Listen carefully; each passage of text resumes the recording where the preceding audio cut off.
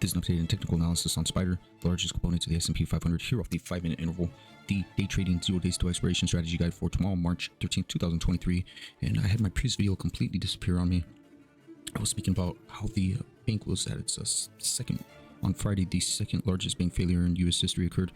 We have a whole bunch of, not just Silicon Valley, but other financial institutions that are holding medium or long-term bonds that are facing significant losses right now, as I've continued to hype and harp the bright red alarm bells that are popping off in the treasury and debt markets. Some of these values are already dropping by 10-20% in recent months.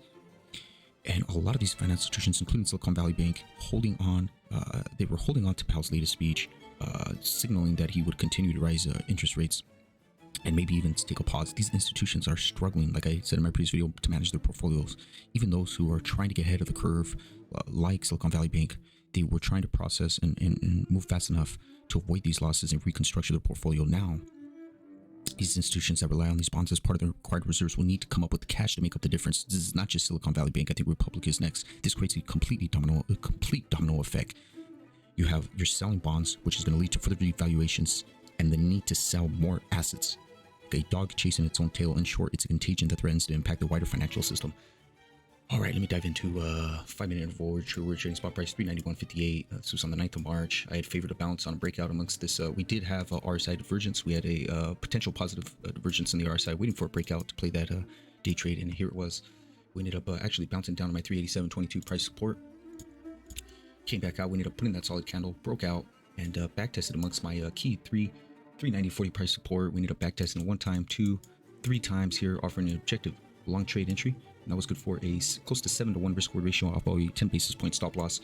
That was it's good for 0.7% in gains. Came back down here, and I'll zoom in right here. We ended up breaking down, putting a solid 5-minute candle close below my key 390.40 price support. Back tested it to the button here, offering an objective a short trade entry. Sort of hugged amongst this key. Back tested my 389.04 price support, came back out, coinciding with the 5-minute 50-day moving average here, adding an additional position size to your short trade setup, if not an entry to your add-on right at my 389.04. Completely got rejected there. Put in an additional solid red candle close here, offering an additional add-on and not an objective entry short right amongst my key 387.22 price resistance, and never looked back. That was good for a 1.5% drop, called a 15 close to 16-to-1 risk reward ratio. Came back out, recovered this 385.18 price support, got rejected amongst my key 387.22 price resistance, and pretty much just consolidated straight into the close. Got rejected right amongst that 5-minute moving average as well. Could have had an additional short trade entry into the close. This is what I see now. This is an updated key levels to watch here. And I favor a breakout. We have now clean divergent low, positive and or bullish divergences, really on 3 out of 4 momentum indicators here, and just a pretty bullish looking sign here. And again, you want to see a breakout, bull traders, long traders, I want to see a breakout amongst that key level, maybe a breakout amongst that 386.12 resistance, coinciding with that primary parabolic downtrend line. And they want to see a next move up here.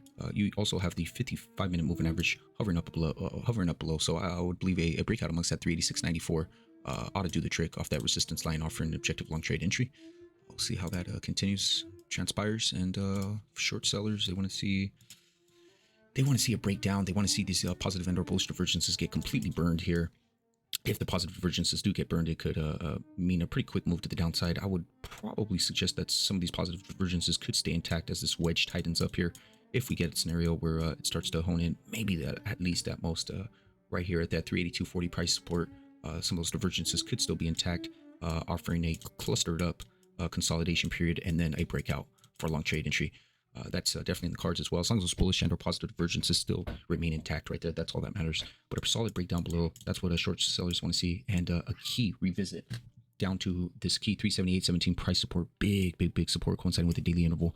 That's going to be the key level to watch right there. And I'll zoom out here off the daily interval, the bigger picture here to the entire stock market.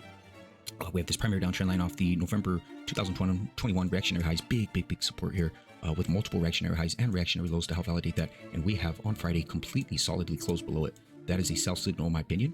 And there is nothing more bullish than a false breakdown. If long traders and or dip buyers can move to the upside. I also added that key 389.88 price resistance, which coincides with the 382 fibs retracement here on the 5-minute interval where I've color coded in tan right here 389.88, 378.17, which coincides with the daily intervals there. But big key levels to watch.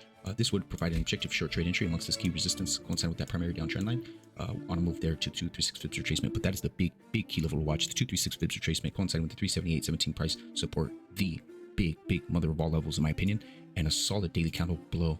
Solid daily candle close below with conviction, in my opinion, would offer a big entry short, and I believe a mother of all stops. Margin calls, forced liquidation, stops to go off are probably placed right below that 236 Fibs retracement, and I would only expect a sizable big strength in selling, gearing up for the next big short, and ultimately undercutting the October reactionary lows there.